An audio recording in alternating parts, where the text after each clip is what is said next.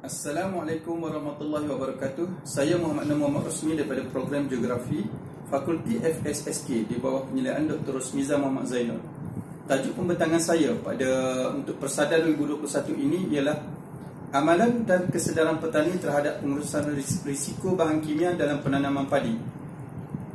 Cabaran negara kini adalah bagi memastikan bekalan makanan yang mencukupi, selamat dan berkualiti seiring dengan kemampanan alam sekitar. Industri pertanian, khususnya tanaman padi, merupakan sektor penting bagi keperluan bekalan makanan kepada negara. Walau bagaimanapun, masalah serangan perosak dan penyakit antara faktor berlakunya penurunan hasil dan mutu padi. Kesannya, risiko kerugian pada hasil setiap musim tuaian telah memaksa petani menggunakan kaedah kawalan kimia melalui penggunaan racun perosak di sawah mereka secara lebih kerap dan berterusan. Penggunaan pestisida dalam industri pertanian adalah tinggi di peringkat global bagi sebelah buah negara di Asia Tenggara dengan keseluruhan penggunaan melebihi 2 juta tan setahun. Malaysia berada pada kedudukan ketiga tertinggi dalam penggunaan racun perosak selepas China dan India, iaitu sebanyak 48,199 tan setahun. Takrifan racun perosak menurut Akta Racun Perosak 1974 ialah bahan yang digunakan untuk mengawal penyebaran atau membunuh perosak seperti kulak, patogen, serangga, haiwan dan rumpat. Menurut Khasanah 2021, kawasan sawah padi lebih cenderung menerima banyak pencemaran antropogenik disebabkan penggunaan baja kimia dan racun perosak. Hal ini kerana penggunaan racun dan baja kimia secara berlebihan dalam tanaman padi akan menyumbang kepada pengumpulan logam berat dan bahan pencemar lain di tanah sawah. Selain itu, pembuangan sisa baja pertanian yang kaya dengan unsur fosforus secara terus ke sungai atau laut pernah menyebabkan fenomena laut bertukar menjadi merah akibat ledakan populasi fitoplankton yang membiak secara luar biasa. Kesannya, sesetengah fitoplankton yang mati akan membusuk dan menjadi sangat bertoksin kepada kehidupan aquaculture seperti ikan, udang, siput dan kerang. Perkara ini merisikokan kematian kepada manusia, burung dan haiwan lain yang memakan hidupan laut yang tercemar ini. Faktor ini telah membangkitkan kesedaran pengguna untuk menuntut hak mereka dalam menjamin kualiti makanan di pasaran adalah selamat. Hal ini mendorong penyelidik dari dalam dan luar negara untuk terus menjalankan penyelidikan berkaitan kesan penggunaan input kimia tanpa kawalan secara berleluasa dalam pertanian ke atas alam sekitar, kesihatan manusia dan ekosistem. Berdasarkan beberapa sorotan literatur, pengumpulan sisa kimia toksin iaitu racun perosak tamat tempoh menjadi ancaman sangat serius kepada manusia dan persekitaran, terutamanya di beberapa negara. Timbul isu pelupusan dan kos insinerator moden yang sangat mahal dan tinggi. Manakala menurut Ferdian 2018 di Thailand, statistik menunjukkan akibat mengabaikan pengurusan bahan kimia dengan baik, hampir 600 petani meninggal setiap tahun dan 5,000 dirawat.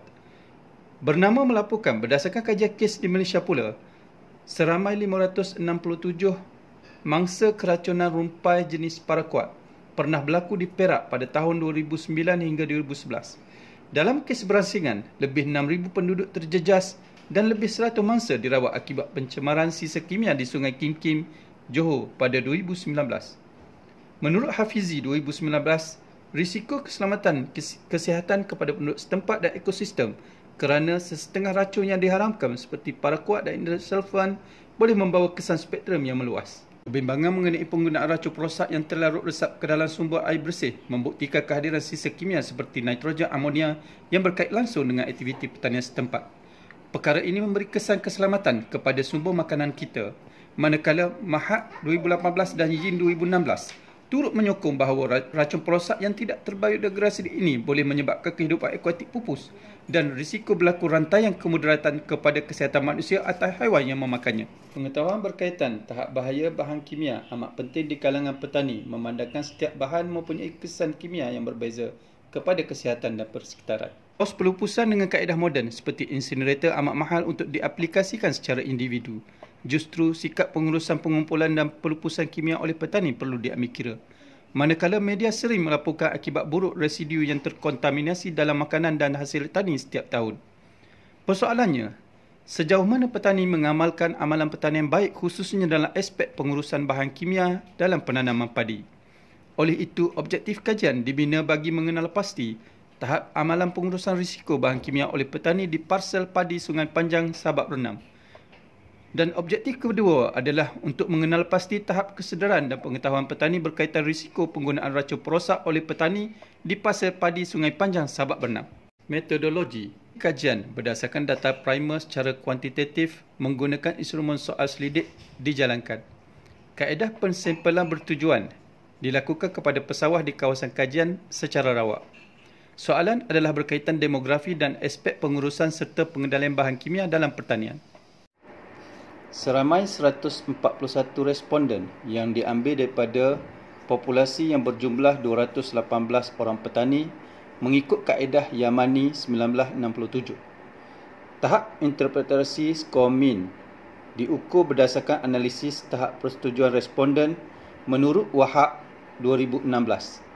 Manakala analisis data menggunakan kaedah deskriptif iaitu berdasarkan analisis kekerapan, peratusan, min dan sisihan piawai.